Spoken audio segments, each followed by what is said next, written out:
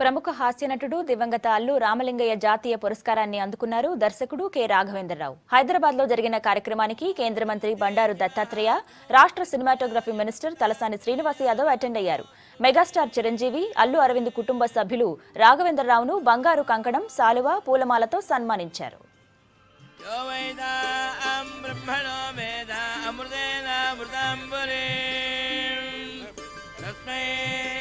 ब्रह्मज ब्रह्माजा आजकेत्यं प्रजान्ददो भागधैवे नैवेनं प्रणयते ब्राह्मणार्षेयमुद्धरेतु ब्राह्मणो वै सर्वा देवताः सर्वाभिरेवैनं देवता विरुद्धरते यावदेर्वै देवतास्ता सर्वा वेदविदं ब्राह्मणे वदन्ते.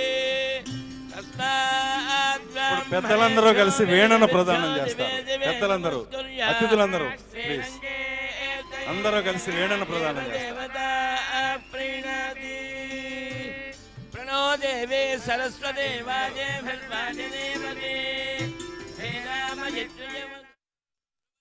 హాస్య నటులని సహజంగా మర్చిపోతుంటాం, కానీ అల్లు రామలింగయ్య గారికి ఈ చరిత్ర ఉన్నంత వరకు ఎప్పటికీ వారికి గుర్తింపు ఉంటుందని చెప్పి నేను ఈ సందర్భంగా తెలియజేస్తా ఉన్నాను.